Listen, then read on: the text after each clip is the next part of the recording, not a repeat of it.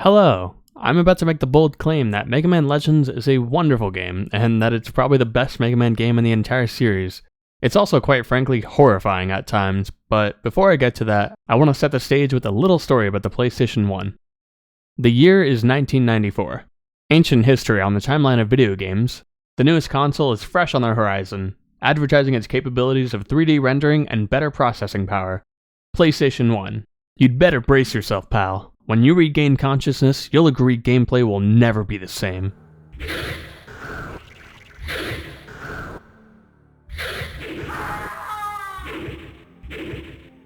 At the butt end of the year, the PS1 released in Japan, and subsequently in America a year later. This was a big deal. The PlayStation 1 marked itself as the first home console to be capable of rendering 3D, not just like 2.5D or stereoscopic.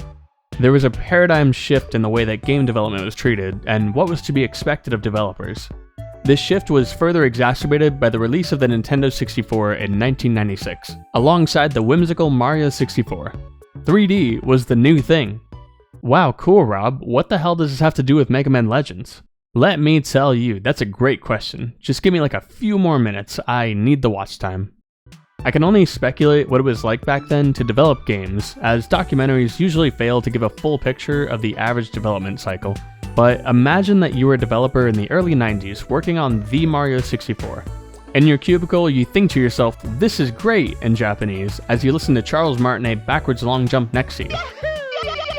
Continuing to think in Japanese, you start to ponder, are we ever going back to 2 dimensions? I mean, think about it from their perspective. The new and improved thing is 3D. Why would they go back to quote-unquote worse technology? Seriously, imagine if there were movies that limited themselves to black and white film. It would be a really weird decision since it's far more convenient to just use colored film. I understand people still use limited colors for artistic reasons, but that's not the point of the analogy.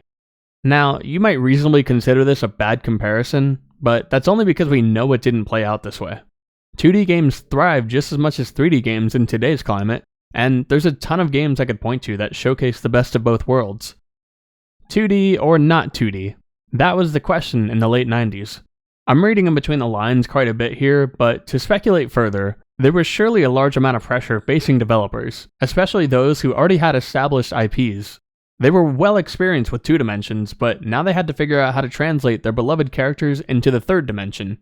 As we all know and understand based on Egoraptor's sequelitis, this is no easy task. You gotta fuck with the graphics, you gotta fuck with the formula, you gotta fuck with the characters. The music will bang all the same though. Developers already had that shit down despite the limitations. Sometimes you get something like Ocarina of Time, a technological feat by all measures and a decent game. Other times, you get something like Mega Man Legends, an objectively scary game.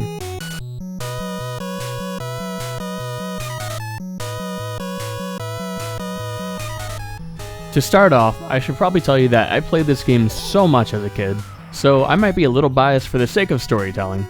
Mega Man Legends came out in 1997 on the PS1, shortly after the Nintendo 64 released. It was advertised as an action RPG, with elements of quests and boss fights. Alright, fuck the preamble, what makes it so scary in my eyes? A game with this cute little monkey wearing a diaper? Scary? Well, to start, the first cutscene of the game sets up quite a few expectations. Megaman! Megaman! Can you hear me? The tone is set, regardless of the iffy audio mixing. You're deep underground inside this tower. A tower that's in the middle of the ocean, mind you. And it's seemingly riddled with traps and the Reaver bots.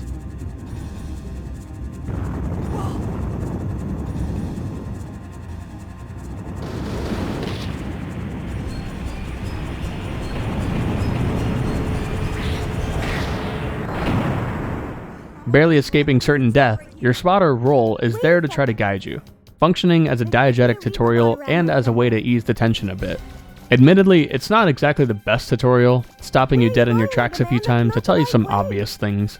I'm gonna forgive this because of how new these kind of games were, being 3D and all. It's the only thing that explains this line where she points out the most obvious door ever. Do you see a door? I do. That should be the way out. I see the door. I assume the playtesters just didn't recognize it as a door, but isn't it obvious? Moving ahead, you encounter some ambushes from easier enemies. Emphasis on easy. In line with this, there's this weird dead end with a button on the floor. Stepping on the button locks a gate behind you, and you have to kill these harmless little snakes. I only bring it up because it's a one-time occurrence never to be seen anywhere else in the game. After killing this Reaverbot on the ceiling, the tutorial wraps up through this door. Roll warns us there seems to be a big blip in the next room before losing connection. Megaman, can you hear me? Entering the door reveals what the big blip is. Everything about this first boss is designed to overwhelm you, from the extremely jarring sound effects to the claustrophobic arena to the sudden nature of the fight. There's no cutscene to prepare you for it. As far as horror elements, I know this is relatively mundane in comparison to what we see nowadays. You know, welcome to the family, son. But this whole sequence terrified me as a kid. It felt like life or death here, fighting this thing. There's also no saves until after you beat the boss, adding to an already tense situation. The Reaverbot is about as difficult as the Asylum Demon from Dark Souls, so not very hard, but it towers over you and has a ton of range to smack you if you're not good at strafing. On the subject of getting hit, it feels unquantifiably bad to take damage. As in, the negative feedback is extremely well done. The sound effects alone encapsulate just how much pain Megaman must be in. Oh well, that's not my problem. We can kill this boss with ease, but I do want to deviate and point out something. We've never seen enemies like this in the Mega Man series. The singular red eye stands out as a very intriguing detail unique to this game, and it's a major part of the HUD when you're in combat. Besides that though, the Reaverbots all elicit bizarrely consistent behavior, being immediately hostile to Mega Man and being very protective of these ancient structures, for some unstated reason. It's almost animalistic, but they're clearly just sentient robots of some kind, most likely designed to kill intruders. It's unclear who or what controls them though. Honestly, they might just be running off pure instincts. Contrast this with the 2D games. Most of the enemies fight Mega Man because they're controlled or commanded by Dr. Wily or Sigma. As a result, their intentions are less mysterious and you can just write off the enemies as mindless, in a sense. The design philosophy of the 2D games seem to center around humanoid cyborgs with some animalistic traits. I assume due to the limitations of the older consoles, the bosses are supposed to look similar to Mega Man himself, barring the final boss of course. In Mega Man Legends, every boss and enemy here is either a non-human Reaverbot or a mecha unit controlled by a human, with the one exception being the final boss again. I think for anyone playing this game, the Reaverbots are off-putting to fight, but particularly for those who have played the previous games, it's a whole new world, a place that nobody knows.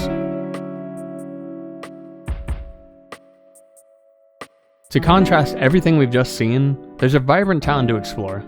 After the boss fight, you dramatically escape from the horror known as a Hanmura doll. See ya. Okay, pause. I need to talk about this weird effect they use where they place a big static red dot over the eye to indicate that it's going Super Saiyan, but it's clearly just an effect they put in post. Invariably, this too scared me as a kid. Anyways, after a bit of sky time, you conveniently crash on Cadillac's Island, where the first NPCs of the game greet us. After a few story cutscenes, we move beyond the forest and encounter a large structure that seemingly stretches on forever. In tandem, what looks like a broken wall runs parallel to the building. The implication is a bit bleak as you begin to wonder what the townsfolk needed protection from.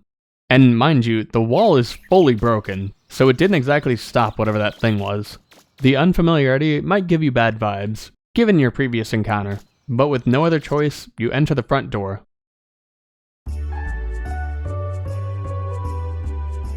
Despite having the geometry of a shipping container, I absolutely adore Apple Market.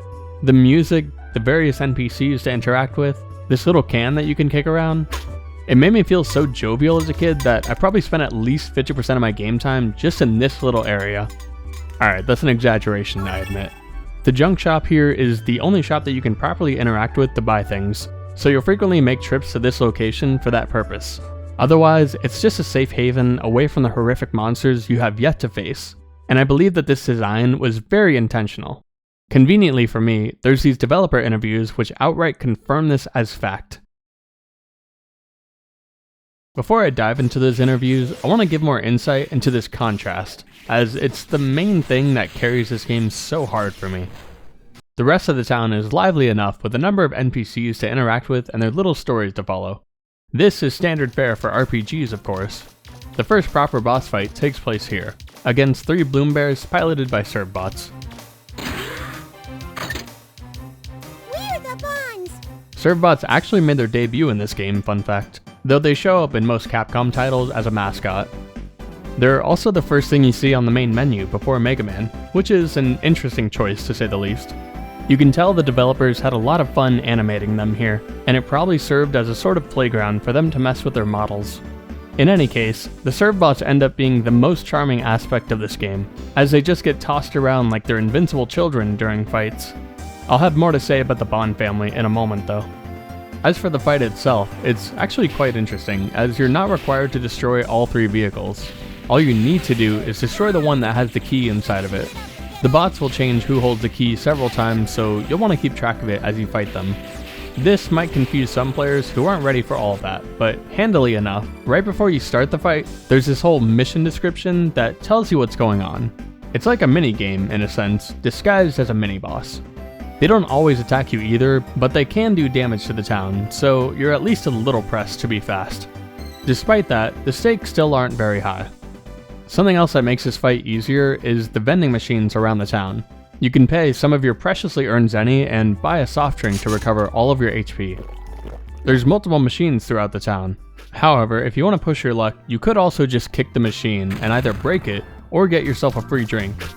This is arguably one of the most satisfying things you can do in the game, thanks to the sound effects. Anyways, moving away from that gamey boss, we have a very different encounter in one of the subgates, or a dungeon in other words. After navigating through a hole in the ceiling of the room, you come across an elevator. Pressing the button, we get pulled into a dialogue cutscene where Roll suddenly finds her moral compass. She asks some valid questions relating to the Reaverbots, questions that even the player would have at this point. Who made them, and why? You know, we go around doing digs all over the place, but is it right? It's almost like stealing. With no time to think about it though, she warns you of the death trap that you're balls deep in. There's no mission start or any explanation of how to deal with these dog-like Reaverbots, and up to this point in the game, you've never even encountered them. I think most players die here on their first go-around, as the sudden nature of the fight and the extreme damage they deal can catch you off guard. It's quite a common scenario since you almost never know what you're getting into, and by the time you do know, you're trapped there until one of you dies. I hope you saved recently. Something else stands out in this dynamic between the Reaverbots and the Bond family fights. It's not unusual to have enemies in a game that never speak or communicate to the player. However, this game does have characters who speak, not just with text, but voice lines too. I dig and I'm still nowhere near the bottom! Every fight against the Bond family has them berating Mega Man for not just giving up or letting them get away with whatever they're doing. I'll show them! They are pirates after all. But besides that, as you progress through the story in the game, Tronbon and the others start to see you less as a rival and more as an ally. In the final part of the game, they literally save Mega Man when he gets stuck in the electroshock therapy trap. Like this! Mega Man, are you alright? On the flip side, you have the Reaverbots, who are unreasonably silent in their mission to kill you. It's just off-putting. Even if you don't think about why it's off-putting, your intuition tells you that something is wrong. If it weren't for the enemies see you indicator, you'd probably be even more on edge. Speaking of which, this indicator works just fine throughout the entire game. However, in this mesmerizing water room, Roll has a curious question. Mega Man, what can you see up there? I'm not picking up anything on my monitor. I don't know. I've got a bad feeling about this. As you traverse the room, the indicator will suddenly go on and off, almost randomly. The only enemy you see in this room is this floaty, explodey guy, but they're too far to be able to see you. If you look hard enough, you'll get hit by the extremely aggressive invisible enemies. Up to this point, you've never even seen these guys. Come to think of it, you barely see them to begin with. This scenario is common all throughout the game, where you're fed small hints at what's going on, but Roll will never outright state there's invisible enemies in this room. I think it adds a lot to the atmosphere on its own, but contrasting this with the outright statements and rules for the above-ground boss fights, it starts to feel even more intentional. Alright, I'm done busting your balls. What do you think the strategy was to create such a stark contrast within the game? If you don't want to think about it or use your brain power, don't worry. I already have the answer for you. Kaiji Inafune had directed 2 different teams to work separately on each area. I know this doesn't sound mind-blowing to the average person, but hearing about this strategy blew my mind. It's half the reason I even wanted to make this video in the first place. I was so enamored by this contrast between the 2 areas, and the creepy factor added so much to the game that I grew to love it because of that. But regardless of all that, it just works so well. I found this piece of information in an interview that was translated and posted on Shmuplation's website. In this particular interview, Kaiji Inafune had this to say. The design work was divided roughly between the above ground and underground levels. I had 2 separate teams work on them because I wanted a distinct atmosphere between the 2 areas. The above ground world, where both Megaman and the Bond family live, has a unified mecha design, and when you enter the underground areas, I didn't want the player to feel there was a resemblance between the mechs there and those above.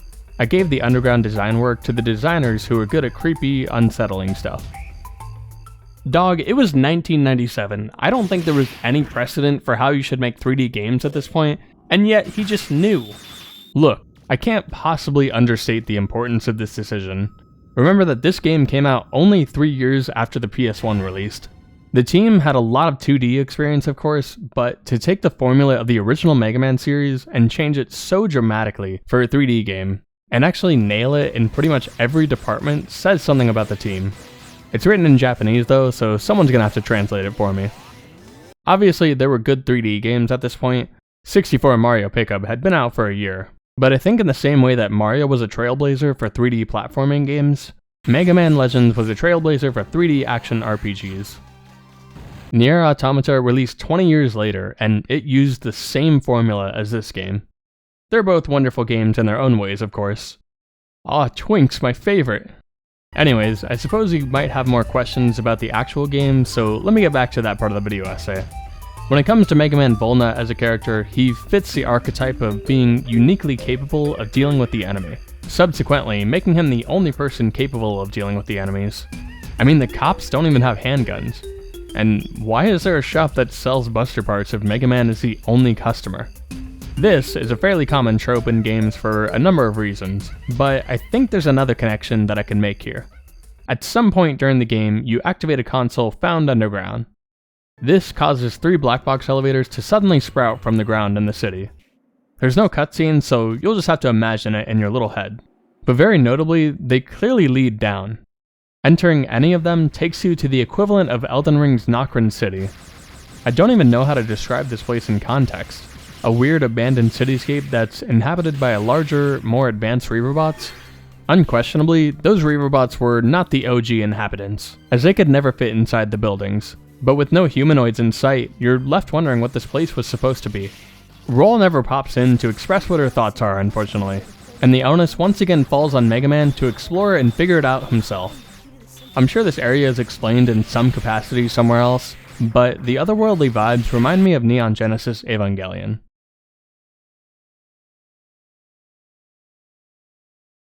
Without a doubt, Mega Man Legends, and maybe the series as a whole, was inspired by the mecha anime genre. It's been a long time since I watched the series myself, but if you've only watched the first episode, you'll know what vibes I'm talking about. There's this sense of constant looming dread, even when nothing is happening. Adding to that, when you look at what's supposed to be Nerve headquarters, it's clearly deep underground. Despite that, the colors and lights might make you think otherwise. It's a bizarre example of non-Euclidean geometry, but I genuinely love its placement in this game.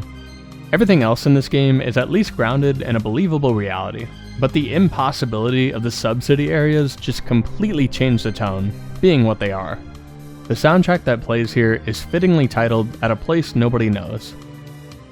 To elaborate a bit more on the Evangelion side of things, I think the inspiration is quite clear within the game if you take a moment to look. The world in Mega Man is this weird Earth-like place where water floods most of the surface. I don't think it's fully explained how it got to this point, but if you take a look at the world of Evangelion, perhaps you'll also notice the similarities there. The world there became semi-flooded after an event called the Second Impact occurred, melting the ice caps and ravaging the once recognizable Earth.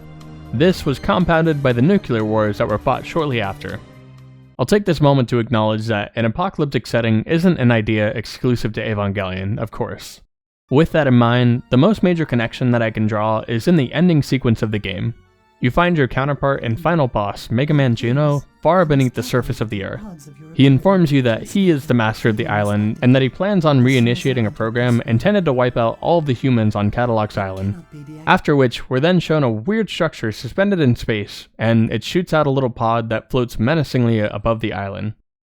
Is this ringing any bells at all? It might as well be one of the angels from Evangelion, down to the part where we don't know what it's actually capable of. It never kills anyone, so we'll never know, unfortunately. I would argue that Juno himself fits the same archetype as the character Kaworu, being inhumanly calm and patient despite holding the key to the island's destruction. Juno even makes it clear to Megaman that unless Megaman kills him, this plan will be enacted without delay.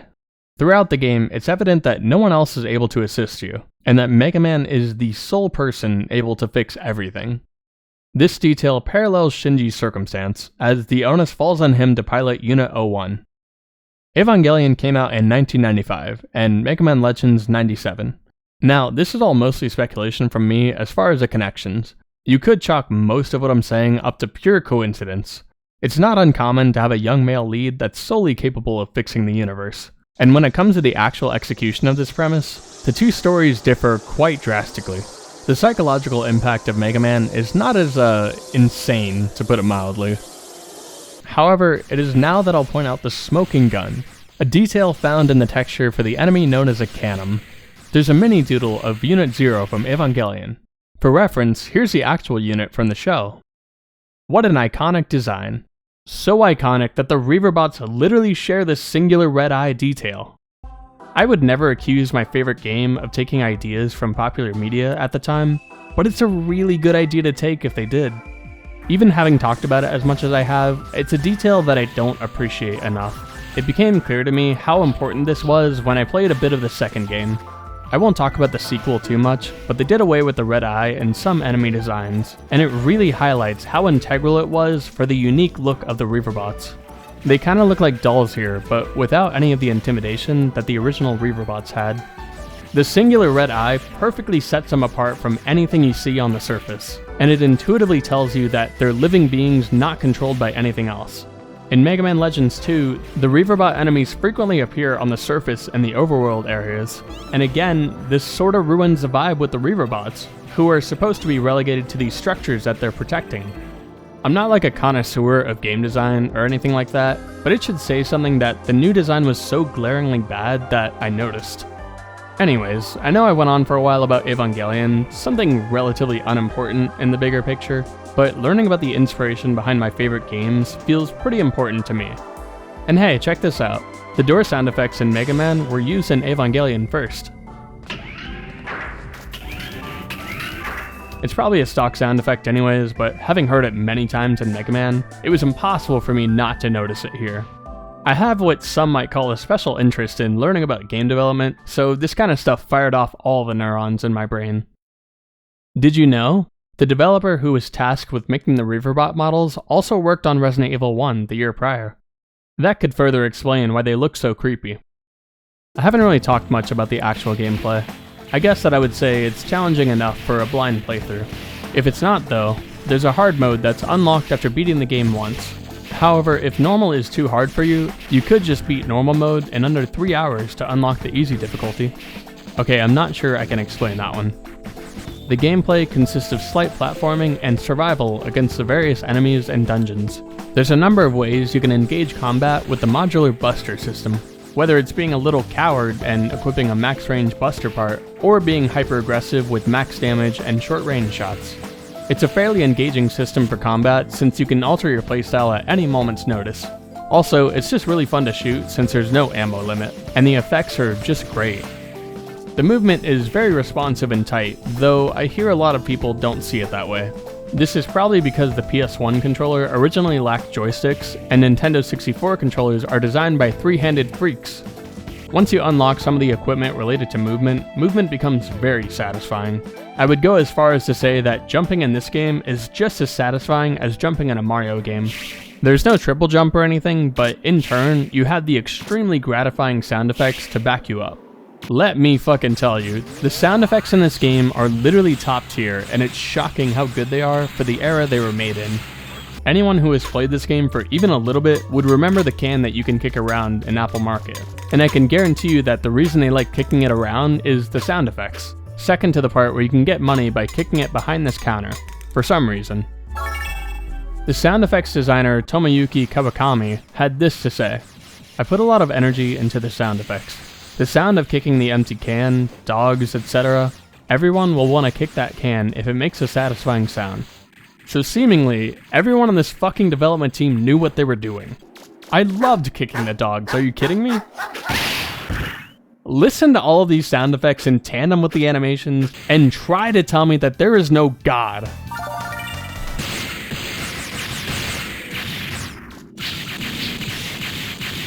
For most of this team, this was their first 3D game, and they knocked it out of the park in so many ways. For better or for worse, the limitations of the console prevented the team from making the world even bigger. The final cutscene of the game shows Mega Man and the crew leaving the city. When it shows the people waving goodbye, they look a little bit different than usual.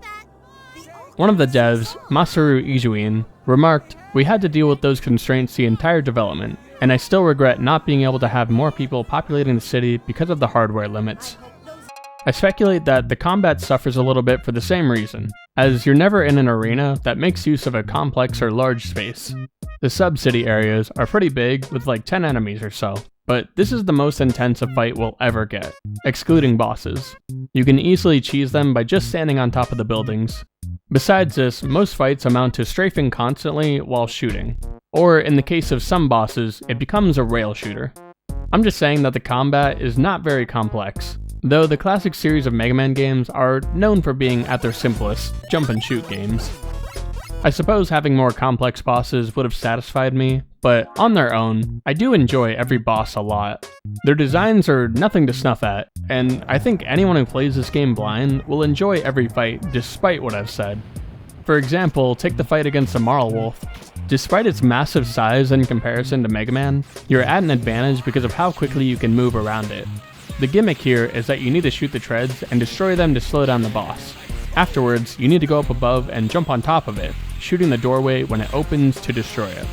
It ends up being one of the more complex fights in the game, despite being a little gimmicky.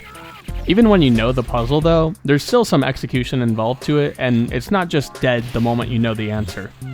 Anyways, as far as boss fights above ground, this is arguably the best fight.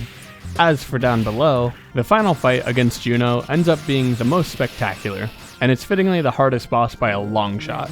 He's probably the fastest enemy in the entire game, and if you don't have a good sense of object permanence or good camera control, it'll be the roughest game of peekaboo you've ever played. Most enemies share the same visual effects for bullets or explosions, but Juno uses entirely new effects for all of his attacks. This, importantly, doesn't detract from your understanding of how to dodge him, as it's pretty intuitive what most attacks do after seeing them once. It's just a matter of reacting to them fast enough. And, you know, strafing. You not only have the visual confirmation for attacks, but the voice lines also tell you what's about to happen. Ready? Should you defeat him, a second phase makes itself apparent. And goddamn is it the coolest thing I have ever seen in a Mega Man game. I know I've only played like 2 Mega Man games, but come on, look at this absolute skeletal behemoth. He too has an entirely unique moveset that you'll have to adapt to ASAP. As a kid playing this, it truly felt like life or death down here, in addition to the music adding to that sense of finality. For a final boss, Juno was perfect for this game. Even alongside a bizarre story that doesn't entirely make sense all the time, everything still fits together very cohesively. I don't know. I don't necessarily have the best sense of judgment for what makes a good game and what makes a bad one, but I know there's a reason I felt like covering this game 13 years later from when I first played it. It was my only concept of Mega Man as a game series, and it left a really good impression. Not just for this game, but all games. When you have extremely passionate developers working together to make something they all enjoy, that passion bleeds through the product like nothing else. My experience playing this game was one filled with memorable moments. Getting hit by various vehicles, being fearful of the dungeons, enjoying the interactions between characters. I definitely didn't do justice to the characters in this video. They're easily the most charming part of the game. Regardless, if you ask me why I wanted to make this video, I just think that this game deserves so much love for all the things it did right. Admittedly, it does some things poorly, but man, who cares? I had fun. I might not ever make a game or a piece of art that resonates with you as much as this game resonated with me. So the next best thing I can do is share my appreciation for art in hopes that you might relate. I'll end this with a nice quote from Kaiji Inafune. Man, Japan is over. We're done. Our game industry is finished. Oh fuck, that's the wrong quote! Thanks for watching. This was my first attempt at a video essay proper, and hopefully it won't be my last. I had a couple of ideas with this game, and I wanted to see if I could stick the landing at all. Let me know in the comments if there were things I missed or details I might have gotten wrong. As I alluded to, there's some parts of the game I sort of glossed over, so if you really desire a follow-up to this, I'll consider making one, but I can't guarantee that I will. As for what my channel is supposed to be, I still don't know. I made it with the hopes of doing video essays, but I've found some enjoyment in doing challenges in games. Subscribe and maybe the next thing I make will be another video essay. Otherwise, have a good one.